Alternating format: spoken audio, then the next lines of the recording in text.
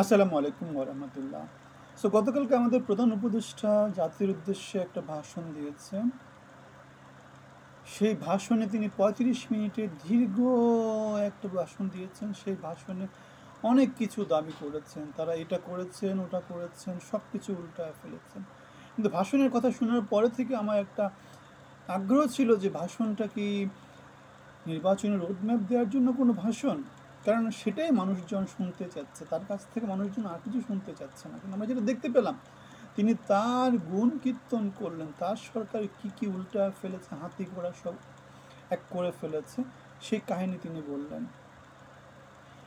আমি এত কিছু কাহিনীর মধ্যে, আমি যেহেতু অনেক ভিডিও করেছি তার এসব কাহিনী নিয়ে, সেখানে আমি একটা কথা বলেছিলাম, জিডিপি কমতে কমতে কমতে কমতে এখন যেই লেভেলে চলে আসছে, সেখান থেকে বাংলাদেশের ইন্ডিকেটরগুলো একটু ভালোর দিকে এখন যেতেই পারে। জিডিপি কমা মানে কি, দেশের উৎপাদন কমে যাওয়া। এখন উৎপাদন কমে গেলে লোকজন তো বেঁচে থাকতে পারবে না, লোকজনকে কী করতে হবে, উৎপাদন বাড়ায় দিতে হবে। এখানে সরকারের কোনো ভূমিকা নাই। যেমন মনে করেন যে আপনি আপনার কথা চিন্তা করেন, মনে করেন যে আপনি 3 বেলা খাননি, তখন আপনি কী করবেন, খাওয়ার জন্য আপনি পাগল হয়ে যাবেন, জিনিস আপনি লোকজনকে কী করবেন, ছুরি মারা শুরু করবেন, চিন্তায় করা শুরু করবেন। তাহলে উৎপাদন যদি কমে যায়, আপনার আপনার যদি হাতে টাকা পয়সা কমে যায়, তখন আপনি নিজে থেকে কী করবেন, উৎপাদন বাড়াবেন। তো এটা ইকোনমিক্সের এটা ন্যাচারাল থিওরি। ন্যাচারাল থিওরি হচ্ছে জিডিপি কমতে কমতে যখন তলানিতে থেকে, তখন সেটা অটোমেটিক্যালি রিফ্লেক্স করবে, রিবাউন্ড করবে। এখানে সরকারের কিচ্ছু করা লাগে না। আপনারা শুধুমাত্র এই জিনিসটাই দেখেন যে গত 7 মাসে জুলাই অভ্যুত্থানে যাদেরকে পুঁজি করে এরা ক্ষমতায় গিয়েছে, তাদের জন্য তারা কিচ্ছু করতে পারেনি। চারদিকে এখনও অভাব অভিযোগ লেগেই আছে। চাকরির ব্যবস্থা করতে পারেনি, ক্ষতিপূরণের ব্যবস্থা করতে পারেনি, চিকিৎসার ব্যবস্থা করতে পারেনি। কি করতে পেরেছে? কমেন্টে একটু জানাবেন যে তারা কি করতে পেরেছে। বাংলাদেশ থেকে হাজার হাজার গার্মেন্টস ফ্যাক্টরি বন্ধ হয়ে যাচ্ছে, লাখে লাখে লোকজন কী হয়ে যাচ্ছে, বেকার হয়ে যাচ্ছে। আমরা দেখতে পাচ্ছি ইউএসএইড যে সাহায্য, সেটা বন্ধ হয়ে গেছে। রোহিঙ্গাদের যে টাকাটা তারা পেত, সেটা এখন অর্ধেকে নেমে গেছে। জাতিসংঘ রোহিঙ্গাদের জন্য টাকা আহরণ করার জন্য সবাই উন্নত দেশগুলোকে জানিয়েছে 100 কোটি ডলারের সাহায্যের জন্যে। সো বাংলাদেশ এখন বরং, আমার মনে হয় গত 50 বছরের মধ্যে বাংলাদেশ এখন সবচেয়ে খারাপ অবস্থার মধ্যে আছে। কারণ বাংলাদেশের লোকজন আগে দরিদ্র ছিল, সেটাকেই তারা মেনে নিয়েছিল। কিন্তু বাংলাদেশ তো গত 15-20 বছর 30 বছর ধরে মোটামুটি একটা উন্নতির পথে হেঁটেছে, লোকজন সচ্ছলতা দেখেছে। এখন সেখানে লোকজন চাকরি হারাচ্ছে, নানা জায়গাতে অভাব অভিযোগ দেখা দিচ্ছে, রোহিঙ্গাদের ওখানে নানা রকমের সংকট দেখা দিচ্ছে। সুতরাং দিন শেষে কি দাঁড়াচ্ছে যে বাংলাদেশের যারা সুখী লোকজন, তারা এখন কী হয়ে গেছে, অসুখী হয়ে গেছে। দরিদ্র লোকজন অসন্তোষ প্রকাশ করছে, গার্মেন্টসে যারা কাজ করতো অসন্তোষ প্রকাশ করছে, ইন্ডাস্ট্রিতে যারা কাজ করতো অসন্তোষ প্রকাশ করছে। ডক্টর ইউনূস একটা জিনিস দাবি করেছেন, মানে কন্টেনার হ্যান্ডেলিং বেড়েছে। এখন রেশিওটা কার পার্সপেক্টিভ, আপনি যদি মান্থ টু মান্থ ধরেন সেটা অ্যাকসেপ্টেবল, কিন্তু গত বছরের তুলনায় এই বছরে কি সেটা বেড়েছে কি না, সেটা হচ্ছে বড় ইন্ডিকেটর। যদি গত বছরের তুলনায় এই বছর বেড়ে থাকে, সেটা হলে আমরা বলবো যে হ্যাঁ ঠিক আছে, বাংলাদেশ রাইট পথে আছে। কিন্তু ইয়ার টু ইয়ার কী অবস্থা, সেটা কি বেড়েছে না কমেছে? ডেফিনেটলি সেটা কমেছে, নয়তো জিডিপি তো কমে যাওয়ার কোনো কারণ নাই।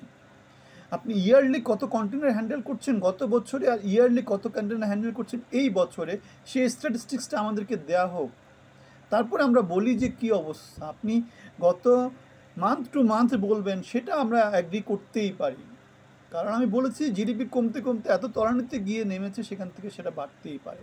সো আমরা যে কথাটা বলেছিলাম, বাটপার কেন্দ্রিক সমাজ বাংলাদেশে চালু আছে, এখন তো মহা বাটপারের পাল্লায় পড়েছে। কেননা অশিক্ষিত লোক বাটপারি করতে পারে না, তারা অত কিছু জানে না, কিন্তু শিক্ষিত বাটপার যখনই হবে, সে চূড়ান্ত রকমের বাটপারি করবে।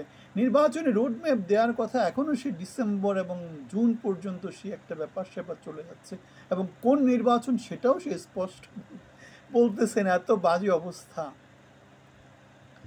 দাবি করছে, দাবিতে তার কোনো কমতি নাই, দাবি করে যাচ্ছে একের পর এক। নিজের জন্য আখের গুছিয়ে নিচ্ছে সবার আগে আমারটা কি, আমি কি পেয়েছি। সো আমরা কি দেখতে পেয়েছি, একটা অযোগ্য অদক্ষ লোকজনদেরকে কেউকে রাষ্ট্রপতি বানা দেওয়া হচ্ছে, কেউকে প্রধান উপদেষ্টা বানা দেওয়া হচ্ছে, কেউকে উপদেষ্টা বানা দেওয়া হচ্ছে, কাউকে রাষ্ট্রদূত বানা দেওয়া হচ্ছে, কাউকে সিনিয়র সচিব বানিয়ে দেওয়া হচ্ছে, কাউকে চেয়ারম্যান বানিয়ে দেওয়া হচ্ছে, লুটে পুটে বাংলাদেশকে খেয়ে দিচ্ছে। কোনো দিকে ভালো কিছু নাই। আপনারা অনেকে বলবেন যে ভালো কিছু আছে, কোথায় ভালো কিছু দেখতে পান? আপনার ইকোনমিক্সের জ্ঞান কত দূর সেটা আগে আমাকে জানাতে হবে। কোথায় আপনি ভালো কিছু দেখেন? ডলার রেট কমেছে, ডলার রেট বেড়েছে, মানে আপনার টাকার মান কি বেড়েছে? টাকার মান তো বাড়েনি। কর্মসংস্থান বেড়েছে, ইন্ডাস্ট্রিয়ালাইজেশন বেড়েছে, বাইরে থেকে বিনিয়োগ এসেছে।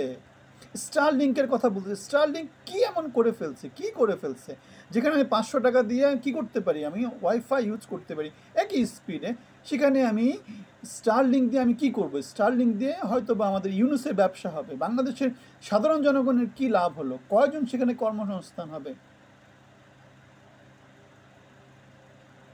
সো ফাত্রামির একটা সীমা থাকা উচিত। সে যে পিআর পার্সন, সে যে ধোঁকাবাজি আগে করেছে, তার নোবেল পুরস্কারটাই ধোঁকাবাজির একটা ব্যাপার স্যাপার। ইকোনমিক্সে সে ইকোনমিস্ট, নোবেল পুরস্কার ইকোনমিক্সে পাওয়ার কথা, সেটা সে পায়নি, শান্তিতে পেয়েছে। কোথায় সে কিসের শান্তি প্রতিষ্ঠা করেছে? ধোঁকাবাজি। আপনার যদি ভিন্ন মত হয় আমাদেরকে জানাবেন। আমার একটা কথা মনে আছে, আমাদের তাহাজ্জুদি, আমাদের শেখ হাসিনা ধোঁকাবাজি দিত তাহাজ্জুদে দিয়ে, আমাদের এই উপদেষ্টা রেখে দিচ্ছে সেরই টাইমে সংবাদ সম্মেলন করে ধোঁকাবাজি দিচ্ছে, চোখ লাল, এখনও চোখ লাল হয়ে আছে, সেটা দিয়ে ধোঁকাবাজি দিচ্ছে। সত্য প্রকাশ না করে ইউনুস ধোঁকাবাজি দিচ্ছে। স্বাধীনতাকে অস্বীকার করে স্বাধীনতার নানা রকমের কাহিনীকে তারা 24 দিয়ে প্রতিস্থাপন করে ধোঁকাবাজি দিচ্ছে। 24-এর যারা বিপ্লবী, যারা আহত নিহত, তাদের কল্যাণে কিছু না করতে পেরে তারা এখন বাংলাদেশের মানুষকে অন্য ইস্যু দিয়ে, নানা কিছু দিয়ে ধোঁকাবাজি দিচ্ছে। বিমানবন্দরের 3য় টার্মিনালের কাজ আমাদের গত সরকার করেছে, হাতিয়া বা সন্দ্বীপের কাজ আমাদের গত সরকার করেছে, যা যা কিছু বাংলাদেশে হচ্ছে এখন সব কাজ গত সরকারেরই করা। এই সরকার উন্নয়ন কার্যক্রম বরং বিশাল একটা অংশ কী করেছে, তারা বাদ দিয়েছে। আমাদের পরিকল্পনা কমিশনের পরিকল্পনা মন্ত্রী যিনি ওয়াহিদুদ্দিন মাহমুদ, তিনি সে কথাটাই বলেছেন। আপনারা যদি সেটা না জেনে থাকেন, সেটা জানতে হবে। প্রতারকদের হাত থেকে দেশকে, জাতিকে, নিজেকে রক্ষা করতে হবে, সত্য নিয়ে কথা বলতে হবে। নির্বাচনের পথে বাংলাদেশ হাঁটুক, অতি দ্রুত বাংলাদেশ গণতান্ত্রিক পথে উত্তরণ হোক, প্রতারকদের পাল্লা থেকে বাংলাদেশ মুক্ত হোক, সেই কামনা জানাচ্ছি। কমেন্টে জানাবেন ভুল কিছু বলে থাকলে। ধন্যবাদ।